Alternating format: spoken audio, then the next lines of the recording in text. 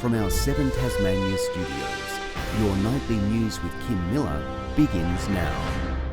Firefighters are continuing to battle the out-of-control bushfire tearing through the snug tiers in the state's south. A community meeting is being held in Margate, updating residents on the fire. For more, we're joined by our reporter, Rebecca Gaitaneris. Now, Beck, what are residents being told? Kim, many locals have turned out tonight, with Tasmania Fire Service saying it could take several weeks to contain the blaze. Around 60 personnel were on the ground today trying to keep the fire from spreading.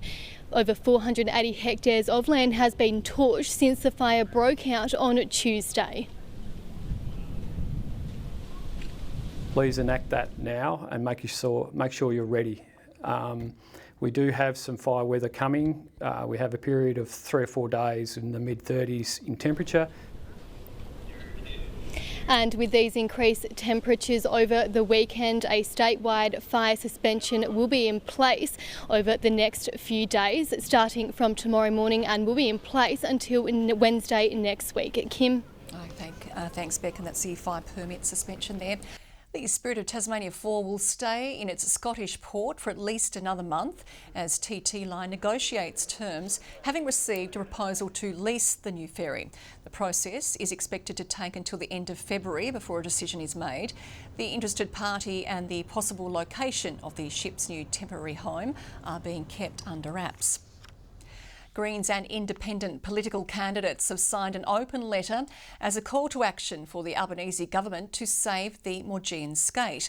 But the Liberals say they can coexist as pressure mounts on federal Labor to make a decision ahead of the election.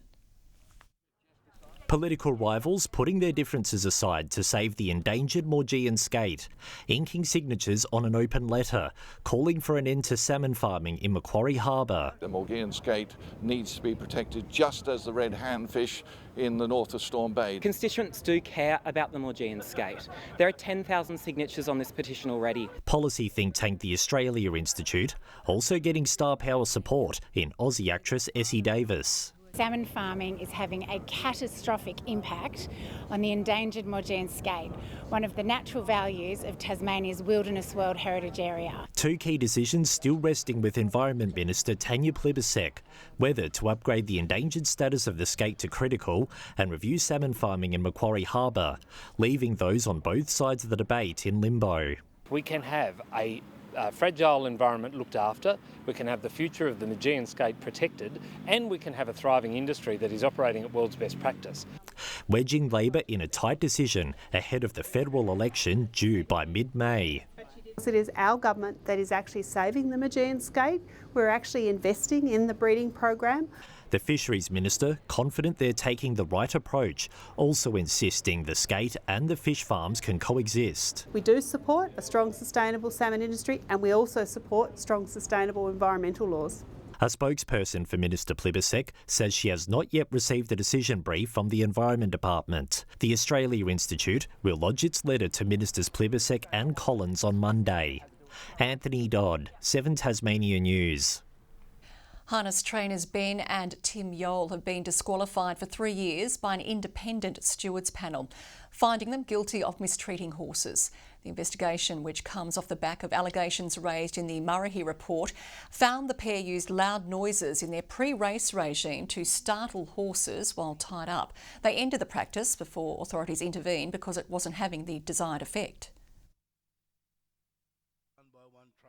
We support calls for the Yole stables to be shut down, for those horses, some of whom have suffered terribly, to be rehomed, and for that to be coordinated and paid for by Tas Racing.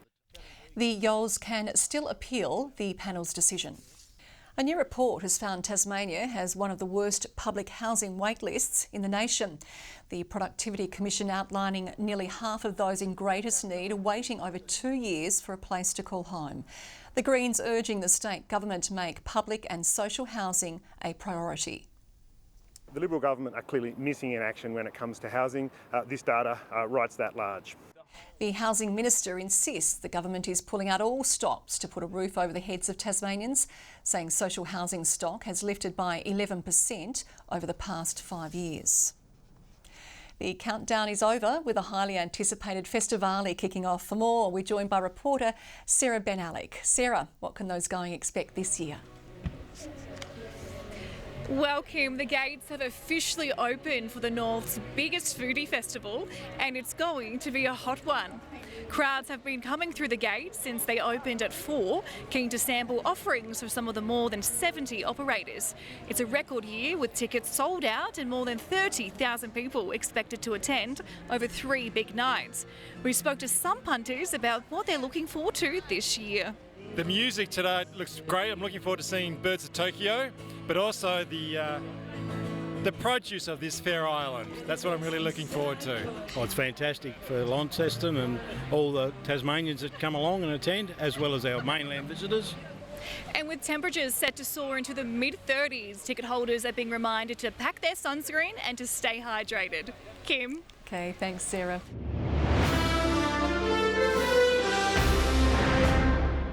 Tasmania's urgent care clinics are being hailed a success, with new data showing a jump in bulk billing.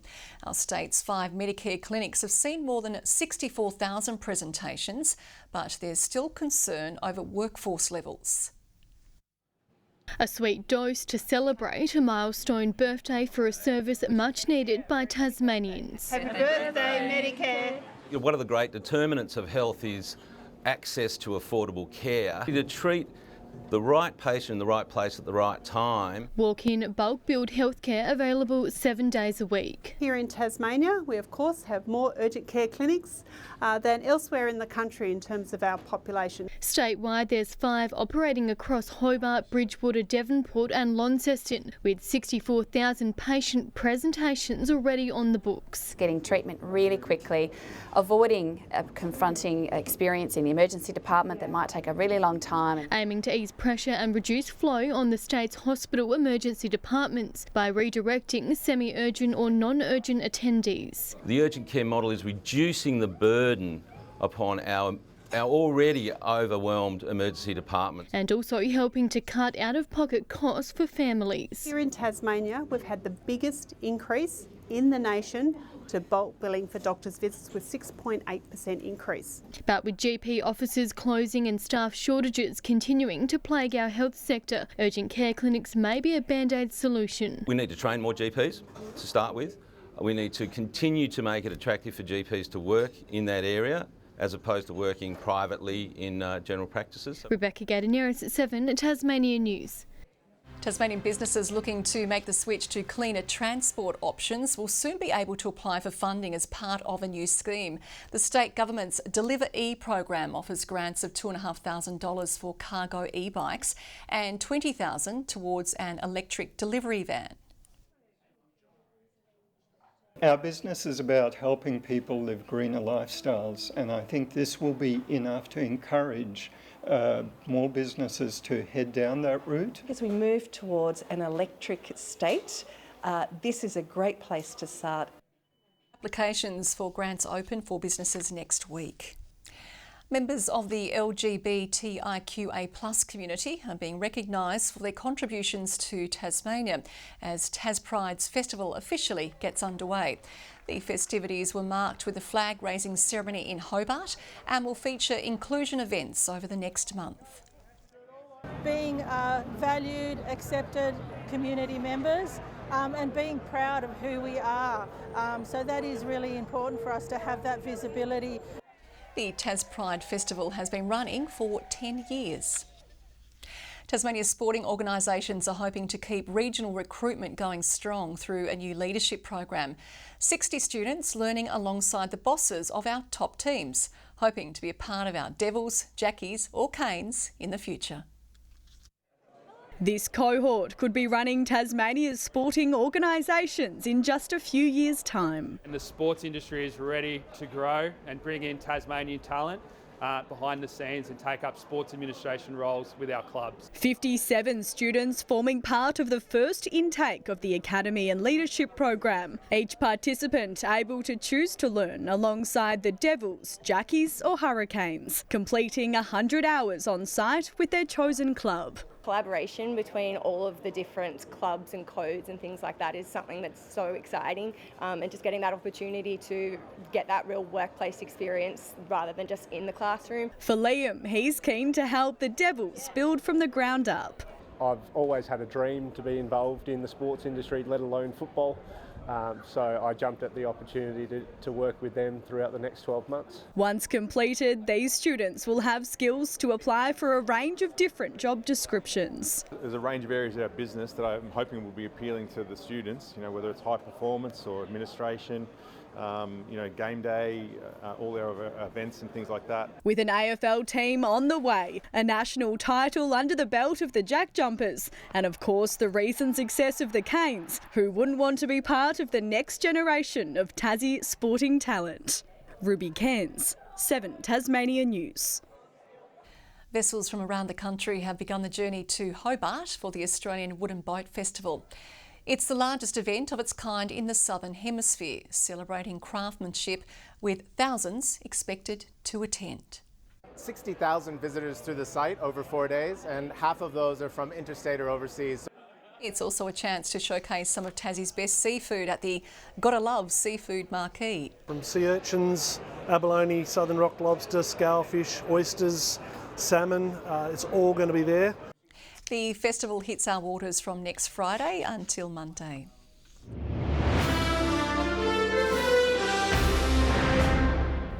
As temperatures soar across the state this weekend, RSPCA Tasmania is sending a clear message to pet owners: if you love them, leave them at home. Dogs die in hot cars in 6 minutes. That's the number we want you to think about.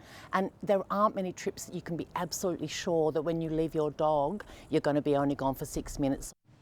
The danger doesn't stop there. Dogs left on utes without shade are also at risk of severe stress, with heat stroke turning deadly in half of cases. If you see a pet in distress, call police on 131 444. This year's Spirit of Tasmania cycling tour will feature 3 new stages spanning across Devonport, Sheffield, Latrobe and Deloraine. Tassie riders preparing to go up against some of the best across the country, all in front of packed local streets. I'm really excited, a bit nervous as well, because I'm up against some really fast elite women. And because we've got live TV broadcasting this year as well, it's really exciting to actually be able to show that off. So show how spectacular Tassie is to a national audience. The tour kicks into gear with the Devonport Criterium on February 21. A Tasmanian father and son, both living with diabetes, are encouraging Tasmanians to hop on a bike to support those impacted by the condition. They're joining a familiar face for this year's Polly Pedal, an annual charity ride now in its 18th year. Tyres are turning, and so is the fight against diabetes, a battle Russell James knows all too well. Diabetes has run in our family for a very long time. My father had it, and his sister, as well as myself. And it didn't stop there. 18 months ago, his 10-year-old son Xavier was also diagnosed with type 1. He's one of 32,000 Tasmanians living with the condition. That's been quite a bit of a challenge, and getting used to it, particularly because Xavier was so young. Tasmania has a higher prevalence of diabetes than the mainland, and that's in part because of our older population, higher rates of risk factors. That's where Polly Pedal steps in, an annual event encouraging the community to grab a bike and cycle towards a cure. We encourage everyone to join, whether you're a skilled rider or not. You can ride 1 day, 2 days, or the full 3-day tour. Since its launch in 2006, the event has covered more than 5,000 kilometres and raised over $850,000. We'll be visiting, obviously, schools, community groups, aged care centres, promoting healthy, active lifestyles. The 3-day event gets rolling on February 28. This is something that's part of who I am. I love supporting people with diabetes and their families. It's part of my DNA. Sarah Benalik, 7 Tasmania News. Tyres are turning, and so is the fight against diabetes, a battle Russell James knows all too well. Diabetes has run in our family for a very long time. My father had it, and his sister, as well as myself. And it didn't stop there. 18 months ago, his 10-year-old son Xavier was also diagnosed with type 1. He's one of 32,000 Tasmanians living with the condition. That's been quite a bit of a challenge and getting used to it, particularly because Xavier was so young. Tasmania has a higher prevalence of diabetes than the mainland, and that's in part because of our older population, higher rates of risk factors. That's where Polly Pedal steps in, an annual event encouraging the community to grab a bike and cycle towards a cure. We encourage everyone to join, whether you're a skilled rider or not. You can ride 1 day, 2 days, or the full 3-day tour. Since its launch in 2006, the event has covered more than 5,000 kilometres and raised over $850,000. We'll be visiting obviously schools, community groups, aged care centres, promoting healthy, active lifestyles. The 3-day event gets rolling on February 28. This is something that's part of who I am. I love supporting people with diabetes and their families. It's part of my DNA. Sarah Benalik, 7 Tasmania News.